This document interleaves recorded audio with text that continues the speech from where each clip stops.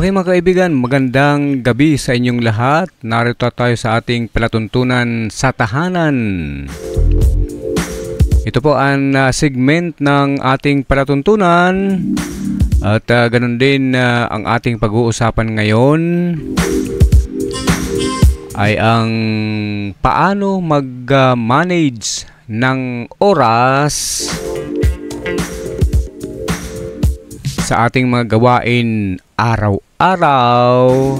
Kung laging kulang ang oras mo sa mga gawain, maaring makatulong ang mga bagay na ito sa paggawa ng ating mga trabaho. Kulang ang ating oras sa buong maghapon sa maraming mga trabaho na ating gagawin. Paano ang ating gawin? Una, magplano at mag-prioritize. Ito ay napakahalagang gawain. Kailangan nating isulat ang lahat ng kailangang gawin at i-organize ayon sa kahalagahan nito. Gamitin natin ang mga sistema tulad ng Eisenhower Matrix. Ang ibig sabihin, ihiwalay ang urgent, kailangang tapusin agad, sa importante, mas mahalaga pero hindi kailangan gawin agad. May mga gawain tayong naisulat at nailista.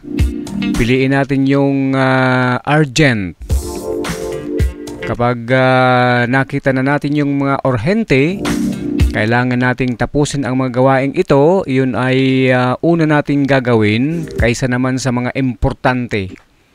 Mga bagay na importante pero hindi pa kailangan gawin ay gawin nating panghuli sa buong maghapon na yan. Kaya't organize ang ating o i-prioritize natin ang mga gawain upang hindi magkulang ang ating mga oras. Sunod mga kaibigan ay gumamit ng time management techniques. Magtrabaho ng 25 minuto, magpahinga ng 5 minuto.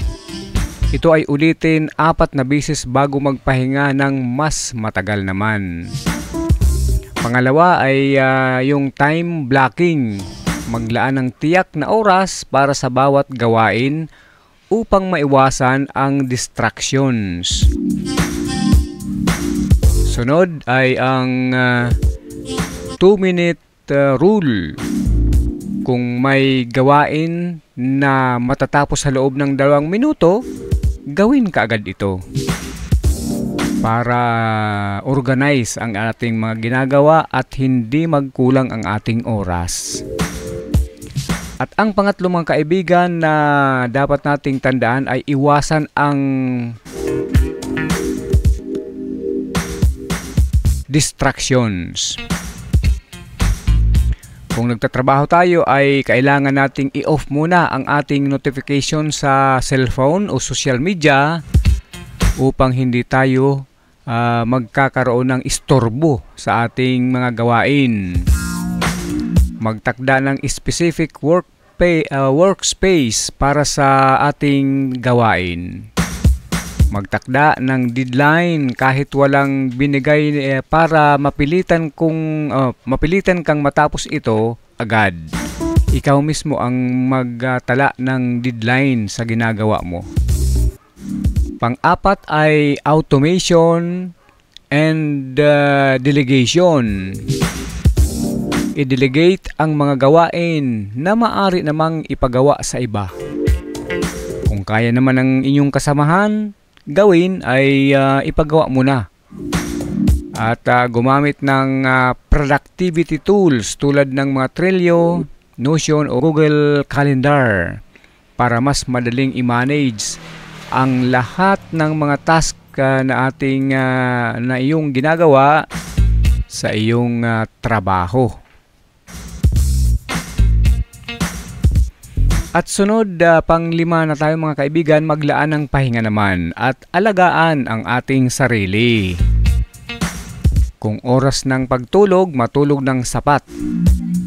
Ang pagod ay nagpapabagal ito sa ating mga trabaho. Kailangan natin kumain ng maayos. Mahalaga ang enerhiya para naman sa efficiency sa ating mga gawain. Mag-ehersisyo, makakatulong ito sa focus o stress management naman. Ikaw, ano ba talaga ang kailangan mo upang hindi magkulang sa iyo ang oras sa mga gawain araw-araw? Sana mga kaibigan, itong kunting impormasyon na ito ay makatulong sa atin upang paano natin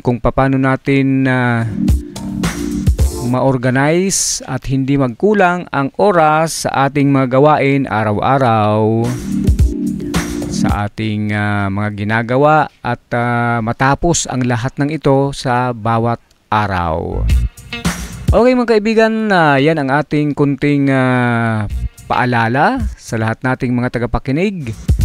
At ito po ang inyong lingkod, nagpapaalam. Sana sa susunod ay magkaroon naman tayo ng marami pang mga usapin dito naman sa ating palatuntunan. Bisitahin ang aming YouTube account at subscribe and hit the notification bell para naman sa lahat ng mga video ay ma-notify kayo. Ito pang inyong lingkod, Dan Rivero. Salamat. Maraming salamat and God bless.